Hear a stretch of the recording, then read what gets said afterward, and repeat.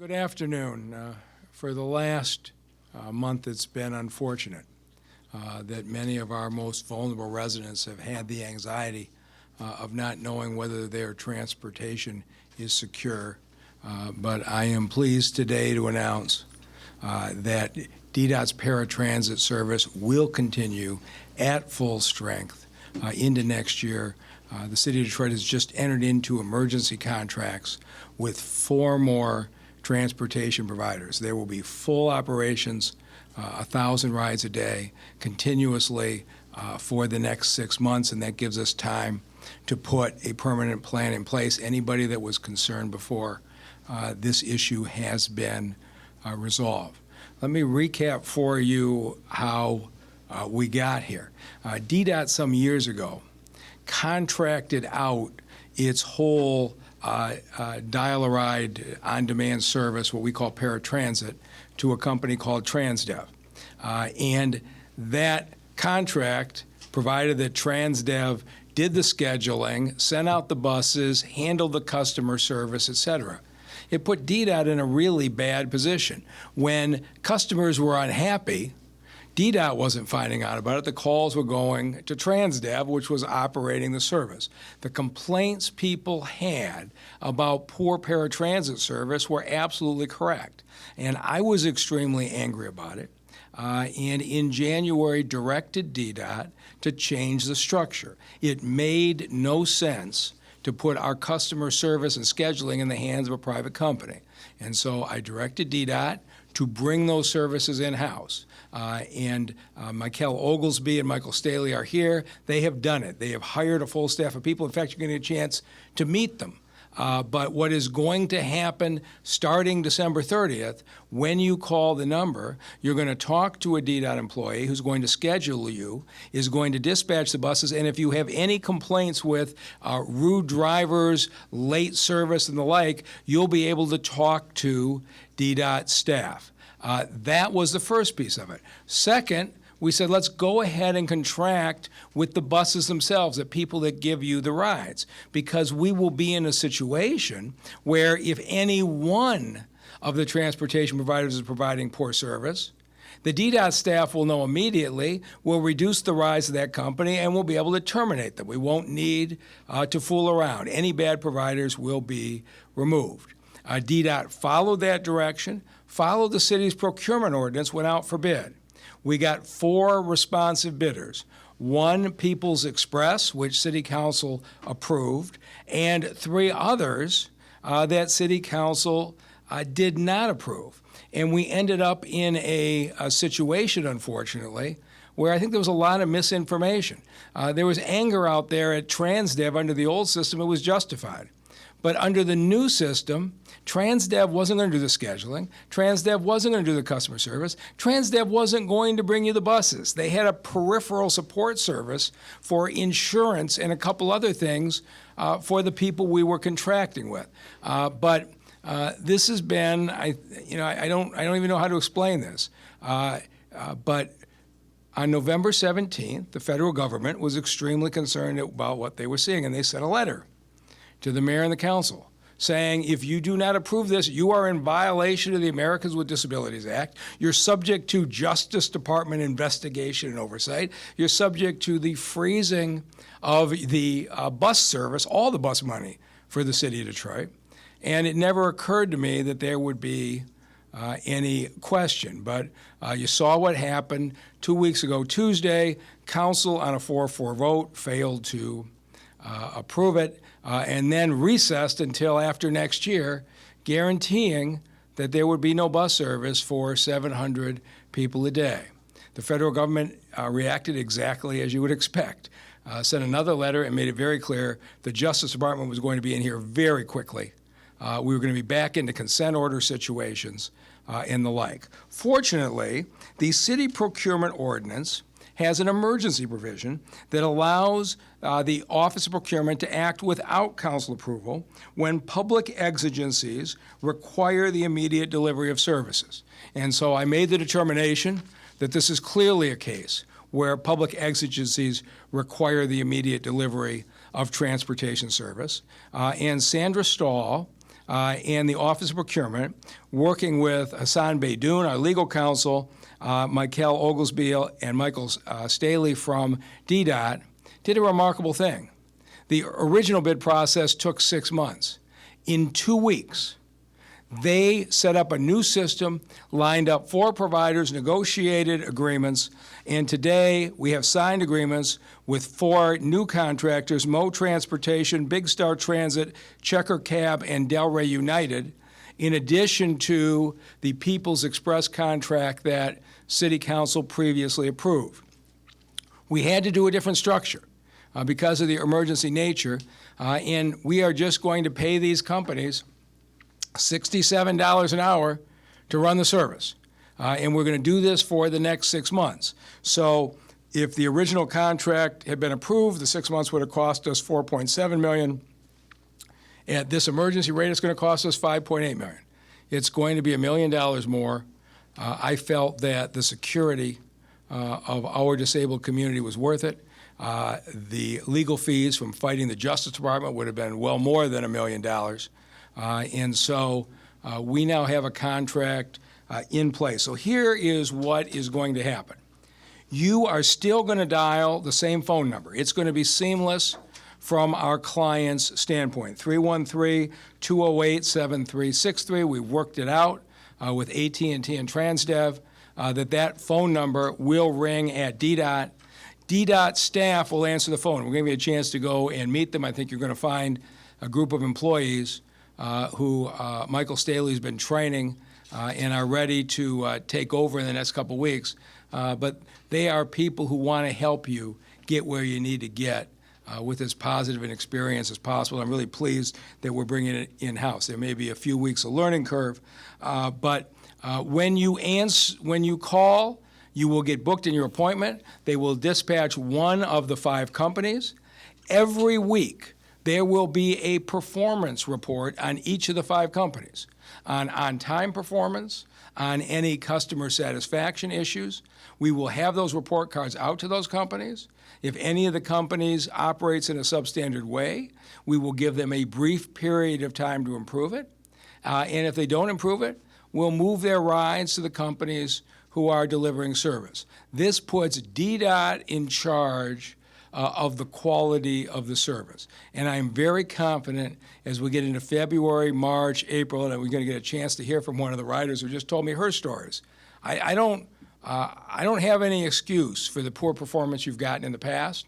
We are completely changing the system, so we're taking responsibility at DDOT for the quality of your paratransit rides in the future. These contracts are in place for 6 months. And in January, Sandra Stahl in the procurement department will start another bidding process to give us a chance to put a permanent system in place, which I've talked to most of the council members now. A number of them, have asked me to acknowledge this, and I should have acknowledged this, but we had a number of council people who did the right thing. James Tate, Mary Sheffield, Coleman Young, and Fred Durhall understood the importance of not violating federal law. And Scott Benson was out sick. He would have done it as well. And so I want to thank those council members who attempted to do the right thing. After the conversations I've had over the last couple of days, I'm confident that council is going to act to make sure not to run afoul of federal law in the future. But in the meantime, this problem is resolved. Contracts are in place. And with that, I'll turn it over to the man running the system, Michael Oglesby. Thank you, sir. Well, how do I follow that? It's a great day today. I'm very excited. We finally have the tools to do our job. So first thing I want to do is thank the mayor to make sure that the service continues. Without him, we would probably be talking to you about 30% service January 1st, but that is no longer. So that is off the table. Our job is to provide service to the riders.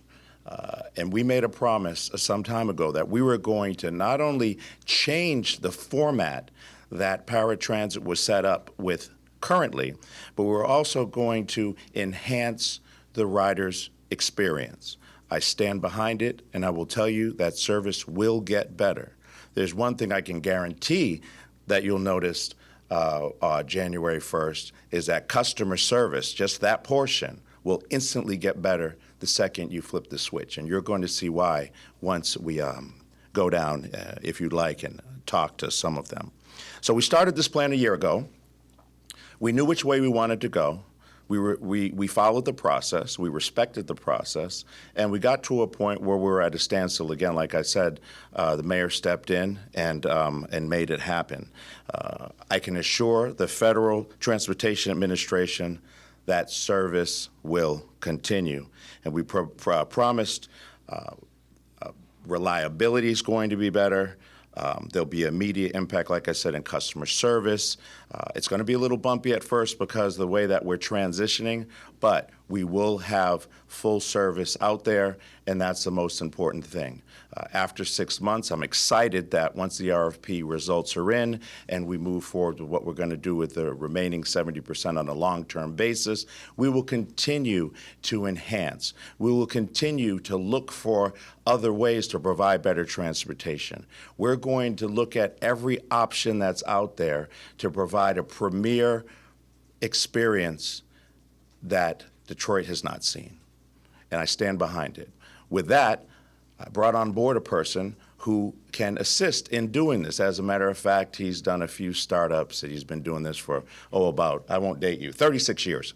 Mr. Staley has come in with the exact same energy that we have and excitement, and I'm going to bring him up now, and he can talk about whatever he wants from the key performance indicators, whatever you'd like. So, Michael, please come on.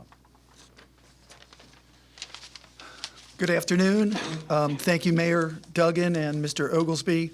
First of all, I'd like to express my gratitude for today's announcement and the associated actions that will allow DDOT Paratransit to provide full service to its customers beginning on January 1st, 2023, and going forward after that.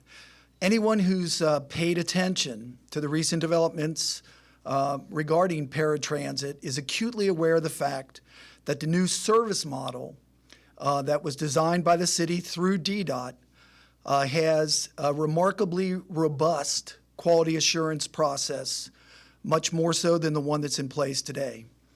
DDOT employees will gather operating data every day and compile it into a weekly report by service provider, as the mayor indicated. We've identified key performance indicators in the areas of safety, service reliability, customer service, and productivity. A muscular QA process working in concert with DDOT employees who will be performing the critical functions of reservation taking, scheduling, and dispatching, as well as administering the customer complaint process from intake through investigation to resolution, will put all the elements in place that will allow DDOT Paratransit not only to comply fully with the requirements of the Americans with Disabilities Act, but also meet and exceed the expectations of our customers. These are the things, all of these elements, these are the things that we heard from our customers that they expect and they deserve. Finally, if I can, on a personal note, appreciate the opportunity to be associated with the transformation of paratransit in the city of Detroit. And I am very well aware of many of the challenges that we have to face. So with that, I think I'm going to hand it over to Mr. Steinberger from Goodwill Industries. Thank you. Good afternoon. My name's Ed Steinberger, and I'm the director of the Detroit Career Center for Goodwill Industries of Greater Detroit. And in that capacity, we are working with Goodwill programming in our behavior and mental health programming is about 150 roughly people a day, about 350 to 400 people per year, 90% of whom use paratransit to get to and from programming, to get to and from their jobs, to be independent folks just like everybody else. And when we heard that paratransit was going to be cut, it was devastating throughout all of the services, not just Goodwill, but all the other human service agencies throughout the city of Detroit whose participants rely on this vital service on a daily basis. People are using paratransit to get, like I say, to work, to different kinds of programming, to healthcare and mental health appointments. They're using it to socialize and to meet with their families, to do shopping. And this, to not have that in place for them would just be tragic for the most vulnerable population in the city of Detroit.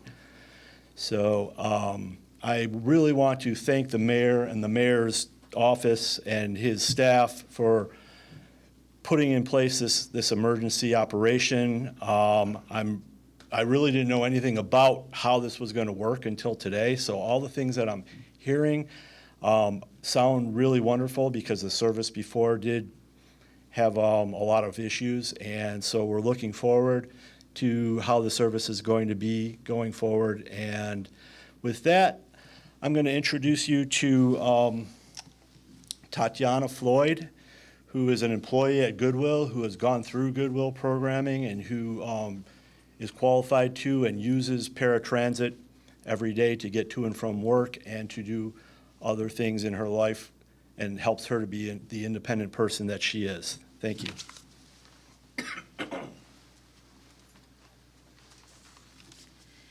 Hello, my name is Tatiana Floyd. I work at Goodwill as a DG Savage operator. DG Savage operator is responsible for taking pictures of items and posting them in our website, shopgoodwill.com, and having the items being processed in the e-commerce department. I have been working at Goodwill for a year, going on 2 years. I use paratransit every day to get to work and back home, Monday through Friday, 7 a.m. to 3:30 p.m. I also use the program to get my hair done, visit my mom, go to my doctor's appointments, and necessity shop. I depend on paratransit because that is the only transportation that I have.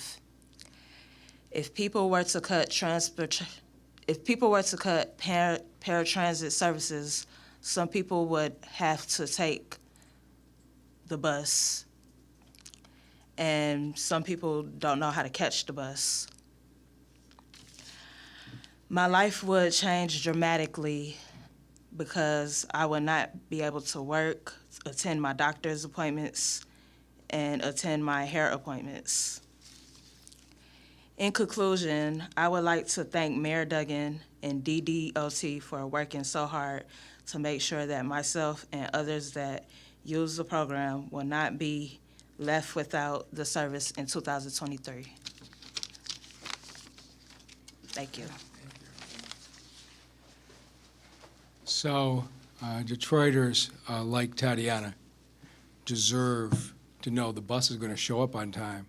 The driver is going to be polite, going to transport her safely to where she's going and get her back on time. That's what our residents deserve, and that's what we're going to move toward in this new system. But with that, we'll take any questions. Go ahead. So was your administration aware that, this letter from the FTA said this could violate federal law? I don't recall that being mentioned in city council meetings. Maybe I'm wrong. Oh, they had it. The letter was sent November 17th. They had it, and we had it November 17th. Whether they I didn't watch the meetings, but it was received ahead of the November 22nd vote. And Director, was that something that you communicated to them, very clearly? Because some council members and their staffers didn't see that letter. They received the letter, and if you look very closely at the discussion, even one of the members says, "I'm aware of the documents received, and I'm still voting it down." Okay, thank you. Yeah, this wasn't a surprise. Mayor, you were upset, sounds like, with TransDev's service at the beginning of the year based on the complaints that you were hearing about. I understand there were a few bids that were received in this process. This has been talked about a lot in these meetings. But can you tell us again, why were they ultimately chosen for the contract that was rejected? Because I think the arrangement that we have now, working directly with these subcontractors that were aside from Checker Cab, we're gonna work with TransDev. It's kind of similar to an arrangement that some on the council had wanted, those who specifically voted against the TransDev contract. So the city of Detroit is obligated to follow the procurement ordinance adopted by city council. And we went out for transportation providers. We did not know who we were going to get. These folks could have all bid the first time. We didn't tell people who to bid, but when it was done, there were 4 responsive bidders, and all 4 were sent to city council. And so we had an obligation to follow the bid process. We lost a couple months as council debated it back and forth before they finally turned it down, but we could have rebid, and we may well rebid, but people could have chosen that. They didn't. But here's your situation. You can't, after the bid's done, just say, oh, let's change some terms. Under the procurement ordinance, you can't do that. We were bound to the responsive bidders that we had. We submitted them. TransDev was not going to have a material role in delivering the service. But in any event, we've got the contracts now, and I'm confident we'll execute them competently. Yes? Both yourself and the director have alluded to the fact that starting January 1, things are going to change. We've got some time until then. What do you want to say to Detroiters about how services are going to, reliability, accountability, how are you going to bend that gap between now and the first? So I hope you will go into the next room when you're done here and talk to the new employees, because they are Detroiters working for Detroit, who are going to be doing the scheduling, doing the customer service, and assuring the quality performance from the contractors. And so the original DDOT structure was bad. TransDev should not have been supervising themselves. It was a flawed structure. Everything that you've heard about the complaints of the service is true. Tatiana gave me an earful earlier today. It was a structure that should not have happened, and that's why we changed it. So now DDOT is supervising the providers, and DDOT is doing the quality assurance, and that's why I believe you're going to see it get better.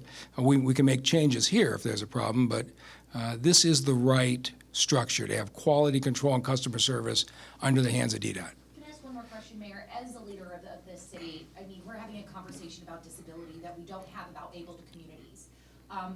Do you have a message, or what precedent are you trying to set by, one, taking emergency action to equal the playing field here, and two, to prioritize the disabled community and those who rely on services to help supplement their living that able people don't rely on in the same way? You're asking a question I've been asking myself for a while, and this morning I met with the entire DDOT staff, because in 2 weeks with the entire city team behind this, we came up with a solution that I think is good. I'm not happy with our regular DDOT service. It is not up to a good standard. And so I met with the DDOT management team today. I'm going to sit with them every 2 weeks. And we need to see if we can do the same thing with our large buses. We need a lot more bus service on the street. Some of you may know I ran the smart bus service in the 90s. I know what it means to run a quality bus system. And I am going to be much more personally engaged at DDOT in 2023, because we need to raise the performance of that whole system. Mayor Duggan, as I understand, many of the paratransit riders have like a very laser-focused criticism of TransDev and Right. service, and for the reasons that I think you've already Right. alluded to before. 6 months from now, we're going to be talking about a permanent solution. Could you pledge today that a TransDev contract won't Yeah. come across the table? Because I think regardless of these changes that are kind of coming down the pipeline, working with this company is like a non-starter for many riders. You know, I think at some point facts matter. And I know it doesn't always in politics, but with what we had done, we had taken TransDev out of the scheduling, dispatch, customer service role, which was causing 95% of the problems. But I do not have a right to say to companies, you can't submit a bid. And so I don't know who's going to bid.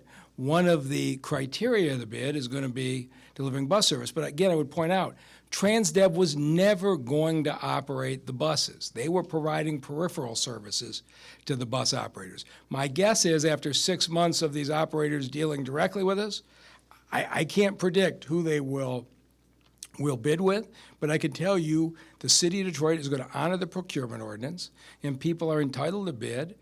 People will be evaluated when the bids come in, and we'll have a long-term answer. My guess is this week TransDev is not really inclined to have much to do with the city of Detroit. I am appreciative that they consented to transferring the telephone number over so that our customers can continue the same phone number, which they didn't have to do, and they've done in the last week. So they're cooperating with us on this transition. But TransDev is going to be fully out of this operation December 31st. And I have a question that might be more appropriate for Director Oglesby. But regarding these 4 transit operators, I mean, we're talking about checker cab being part of the mix. I think for a lot of people, maybe they're not aware that they provide paratransit services. Is this something that checker cab has done in the past? And how do we, given that this is kind of one of the new contractors, how do we ensure ADA compliance within that contract? Okay, so Checker Cab is currently providing transportation on the current format. When we bring them in, it's going to be at a much smaller scale, almost like a filler, if you will. Yes, we're going to be directly involved, and Mr. Staley could even get into this more, but it's going to be better service because we're overseeing them. We're managing them. We are training them. We're going to make sure that they're providing good service. And as the mayor said earlier, if they're not, then we take the rides from them and they give it to the other 3. That's why we have 4. Thank you. How frequently has the emergency contracting capability been used? And is there anything, you would say about the fact that you are using it now? What, Sandra, 2-3 times a year? Very sparingly. Yeah. We can help that. Yeah, I would say probably 2-3 times a year this comes up. Normally, it comes up, again, you have a 6 or 7 week city council recess, and the business of government goes on. So, but I would say probably 2-3 times a year is my guess. Somebody in procurement could probably look it up for you. But it's not a common way of doing things.